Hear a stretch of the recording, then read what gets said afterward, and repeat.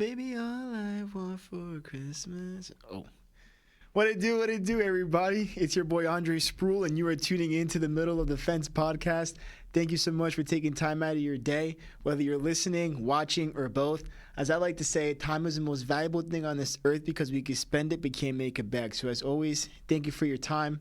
And for those watching, I don't know if you can tell, but I have a Santa hat on. So yes, this episode is a Christmas special. So Merry Christmas, Happy Holidays. Whichever side of the fence you grew up on or currently residing, enjoy this time with your loved ones. So this episode, we are diving into how Christmas felt growing up in tough terrain versus affluent acres and how it shapes us today. And for me, those Christmases weren't all the same. Some years were full and some were lean. So let's start with the Christmases that were full, to say the least. So growing up, like I mentioned before, it was a village of us growing up. So it was me, my mom, my siblings, aunt, uncle, cousin, grandma, grandpa, and then my dad and Nana and Pop-Pop. So from the time I was a little child up and like literally through middle school, my Christmases, there was so many gifts that there was nowhere to walk around in our living room, right? So that's how I was used to Christmas looking and feeling like. And anytime I see flashback pictures or just think about those memories, I just assume that everyone's Christmas was like that. And also too, being Argentinian, we celebrated on Christmas Eve and not Christmas Day. So most people celebrate Christmas morning. We celebrated Christmas Eve. So if you come from a Latin background, then you already know Christmas Eve, you have the dinner, and then you typically open gifts at midnight. But as you get older, you get tired. So we just do the Christmas Eve dinner and open gifts not too long after the dinner. But, you know, as a child, that aspect alone highlighted the innocence of not understanding the financial reality. Because even though those Christmases were lavish and, again, so many boxes and bags and bikes and all this stuff, that I wasn't able to grasp that my family was able to make that happen despite sacrificing to send me and my siblings to a private school, which is not cheap, especially in today's day and age, right? But, that's how it was growing up for us. And a 2022 American Psychological Association report found that holiday experiences in childhood create strong emotional imprints that shape adult expectations, nostalgia, and perceptions of abundance or scarcity. But that wasn't every year. And honestly, those weren't the Christmases that taught me the most. So growing up with that, that's how it was. But as I got older, in high school and college years and, early to mid 20s, the family started to diminish just because of falling out and relationships and things of that nature. So the amount of people got smaller. And then because of growing up and the financial struggles getting even more difficult, there was Christmases where I got like one thing, maybe two, right? And those are the Christmases that I remember more than all the ones where I've gotten so many things that I literally couldn't even tell you the number, right? And those moments happened during, some of the high school years, some of the college years, and definitely in the early to mid 20s, where there was Christmases where my mom did everything that she could to buy us one big gift, right? And Christmases where my older sister and younger brother were the ones that had jobs at the time. So they were the ones that got gifts for everybody. And there was even a situation in my early 20s where I was the one that got gifts for everybody just because I was in the best financial position to do so. And that's the reality that some people face, right? So there's people that won't ever know that reality, and there's people that know that reality too well.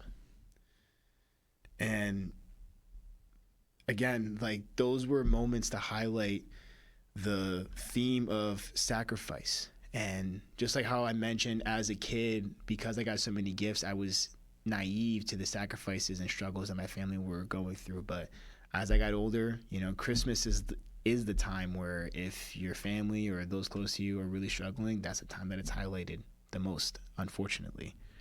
And according to the University of Michigan's Poverty Solutions in 2021, children in low-income households often recall holidays as emotionally significant because they reveal family financial stress more visibly than any other time of the year, right?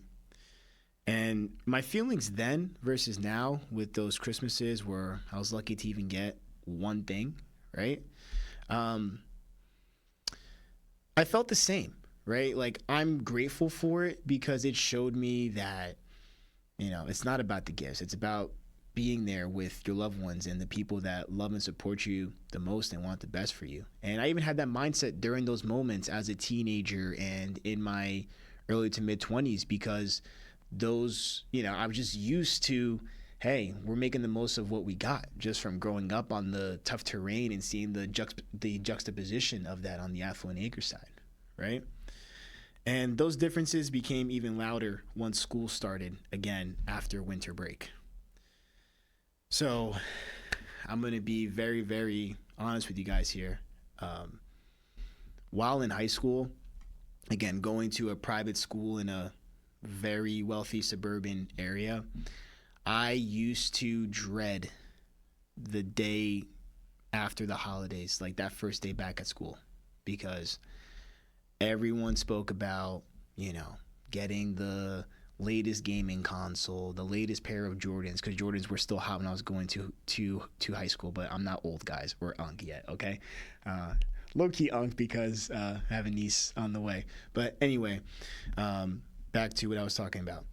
Yeah, so I used to dread that day because everyone was talking about all the things that I dreamed of getting, and not saying that my family wouldn't have made it happen if I asked, but because as a teenager, you're much more conscious of the financial struggle that your family was going through to help provide the best possible life for you. I would have to lie about what I got, or I would tell them what I got and the reaction wouldn't be what I would hope that it was, right? But again, that's just it. It was life, and it ultimately led to where I'm at now. So if I had to do it all over again, I wouldn't regret it. And two pieces of research for you guys when it comes to this type of matter. So the first from the Brookings Institution in 2020, which notes that children recognize class differences as early as age 6, especially around visible events like holidays and gift exchanges. Second piece of research, a 2019 child development study found that social comparison in school environments heavily influences self-esteem, especially after holidays where material differences become visible. But looking back now, both types of Christmases taught me something valuable. So the major takeaways from what, both Christmases have taught me are gratitude, being grateful for what you have, whether you get one gift or 100 gifts. It's about just being grateful for where you're at and the people that you get to spend that time with. Second thing is understanding the sacrifice, right? And even if you had more of a suburban upbringing, right? I feel like you can understand the sacrifice because, even in a suburban setting, more likely than not, you haven't had to experience a Christmas where, you only got one thing. But doesn't mean that you can't understand the sacrifice because, Regardless of whether it's the tough terrain or affluent acres, parents and families work hard to make the best for their children. And third takeaway, awareness of privilege and struggle, which I delved into already. Another takeaway, the emotional richness of the tough terrain Christmases and the visibility of comfort in the affluent acre side of things. And this is from Harvard's Center on the Developing Child, which reports that children who experience both scarcity and stability often develop higher levels of empathy and emotional intelligence in adulthood. And as you grow up, you realize Christmas isn't really about the gifts. It's about the meaning behind them. So some closing reflections for you guys as we wrap this up. So when it comes to both sides of the fence with Christmas, right? Again, whether you had 20 gifts or 2, the power of Christmas lives in the love and lessons that you carry. So it's not like everyone on the tough terrain had a Christmas where they were only able to get 1 or 2 things. There's people that grew up in a tough terrain environment and were able to experience Christmas the way that it's shown in movies and TV shows and get a whole bunch of gifts, right? And then on the flip side, you have those in suburban environments where, hey, there was a year where one of the parents, was in and out of a job and only one was able to hold it down. So they weren't able to have luxury Christmases the way that they've been accustomed to. Or, yeah, I live in a suburban area, but I was in the part of the suburban area that's considered poor. So my Christmases didn't look like, those peers that are on the wealthy side of that suburban town. So, just food for thought with that one. And I invite you guys, tuning in to share some of your favorite Christmas memories or, share your favorite Christmas song. Whether it's All I Want for Christmas Is You, Feliz Navidad, Jingle Bells, one of those Disney ones.